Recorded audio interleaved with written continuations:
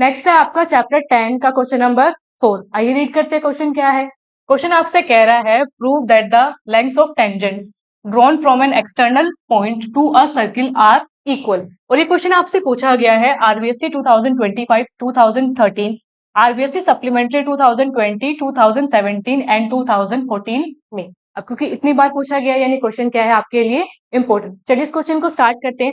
Question आपसे कह रहा है आपको प्रूफ करना है कि एक सर्किल है, सर्किल पे जब आप एक्सटर्नल पॉइंट से टेंजेंट्स ड्रॉ करेंगे तो जो टेंजेंट्स है उनकी लेंथ आपस में क्या होगी, इक्वल। अब जो प्रूफ वाले क्वेश्चन होते हैं आपके, उसमें सबसे ज्यादा जरूरी है कि आप उसका डायग्राम बनाए। पहले एक आपका सुंदर डायग्राम होना चाहिए, अच्छा, और डायग्राम के बाद में आप उसका क्या दे, प्रूफ दे। ये आपका मेथड होता है क्वेश्चन को सोल्व करने का। तो चलिए स्टार्ट करते हैं। हम सबसे पहले क्या बनाएंगे, आपका डायग्राम। अब डायग्राम में आपको क्या प्रूफ करना है कि सर्किल है, सर्किल पे एक्सटर्नल पॉइंट से टेंजेंट्स है और उन्हें क्या प्रूफ करना है, इक्वल। यानी हम पहले क्या ड्रॉ करें, एक सर्किल।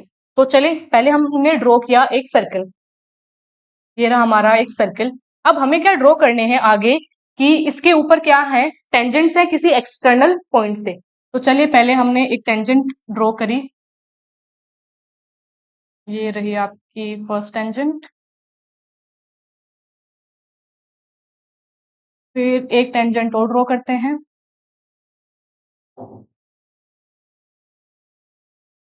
ओके, और इससे मीट करते हैं, ठीक है। ये क्या है आपका सर्किल, सर्किल के ऊपर क्या है, दो टेंजेंट्स। तो हमने क्या किया, इस एक्सटर्नल पॉइंट को एक नाम दिया। हमने माना ये जो पॉइंट है वो पॉइंट क्या है, पी। आपको क्या प्रूव करना है, एक एक्सटर्नल पॉइंट से जब सर्किल के ऊपर क्या आएंगी, टेंजेंट्स आएंगी, तो उन टेंजेंट्स की लेंथ क्या होगी, आपस में इक्वल। यानी ये जो टेंजेंट्स है, टेंजेंट के हमने नाम दिए, हमने मानी ये टेंजेंट है आपकी पी ए और ये टेंजेंट क्या है आपकी पीबी। हमें प्रूव करना है कि जो पी ए है वो किसके इक्वल होगी, पीबी के। अब देखिए इसे प्रूफ करने के लिए हम कुछ थ्योरम्स के स्टेटमेंट का यूज करेंगे। पहला स्टेटमेंट क्या है, हम जानते हैं सर्किल के सेंटर से, सर्किल का सेंटर हमने माना O, यानी सर्किल के सेंटर से जो रेडियस ड्रॉ होगा, रेडियस क्या होगा, टेंजेंट के ऊपर परपेंडिकुलर होगा। तो यानी ये जो रेडियस OA है वो टेंजेंट आपकी PA के ऊपर क्या होगा, परपेंडिकुलर होगा। तो चलिए पहले इसे हम ज्वाइन करते हैं। तो हमने यहाँ ज्वाइन किया आपका OA, सिमिलरली हमने यहां ज्वाइन किया आपका, इससे पहले ज्वाइन करें, फिर हमने ज्वाइन किया आपका ओ बी। अब क्योंकि आपका जो रेडियस है, रेडियस क्या होता है आपकी टेंजेंट के ऊपर परपेंडिकुलर होता है, तो यानी यहाँ जो एंगल बना है वो कितना बना है आपका 90 डिग्री। सिमिलरली यहाँ पे भी जो एंगल बना है वो कितना बना है 90 डिग्री। और हमें प्रूफ करनी है कि जो पी है वो किसके इक्वल होगी, पीबी के। इसे प्रूफ करने के लिए हम एक लाइन और ड्रॉ करते हैं। वो लाइन क्या है, हम ओ से पी को क्या कर देते हैं, ज्वाइन कर देते हैं। हमने क्या किया, ओ से पी को क्या किया, ज्वाइन किया। अब ज्वाइन करने से क्या फायदा हुआ कि जैसे आपने ये लाइन ओपी को ज्वाइन किया तो यहाँ पे बने आपके टू ट्राइंगल्स। पहला आपका ट्राइंगल है ओ ए पी और जो दूसरा आपका ट्राइंगल है वो है आपका ट्राइंगल ओ बी पी। तो हम क्या करेंगे, इन दोनों ट्राइंगल्स में कॉन्ग्रुएंसी का यूज करेंगे एंड देन बाय सीपीसीटी हम प्रूफ करेंगे कि जो पी ए है वो किसके इक्वल है, पीबी के। तो चलिए स्टार्ट करते हैं। होपफुली अभी तक डायग्राम हमको समझ आया होगा। अब आगे बढ़े। तो हमने आपके दो ट्राइंगल लिए, पहला आपका ट्राइंगल है ओ ए पी और जो दूसरा आपका ट्राइंगल है वो क्या है, आपका ट्राइंगल ओ बी पी। तो हम लिखते हैं in triangle O A P and triangle O B P.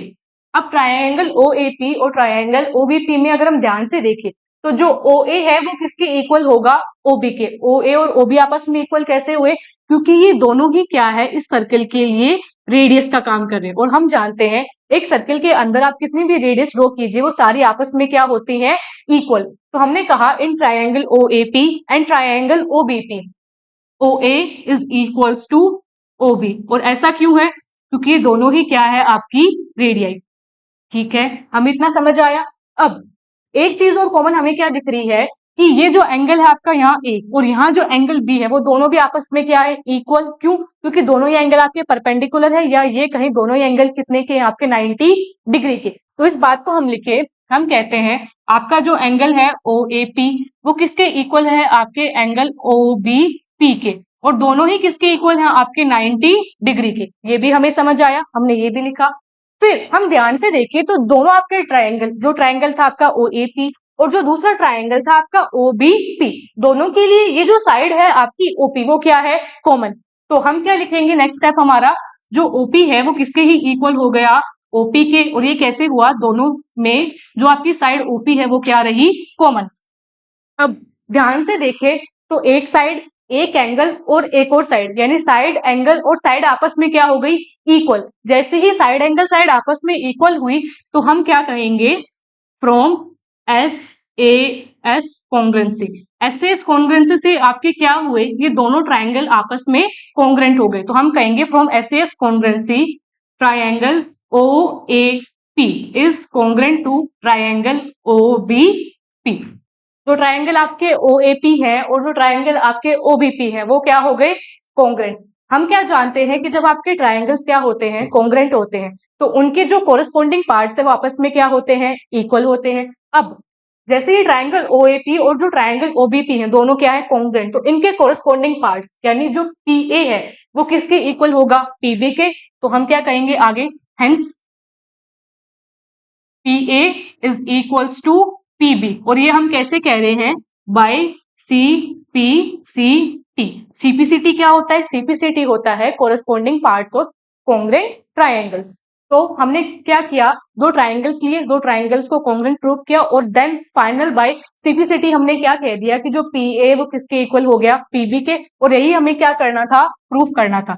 तो लास्ट में हमने लिख दिया हेंस प्रूफ। और ये हो गया इस क्वेश्चन का कंप्लीट आंसर।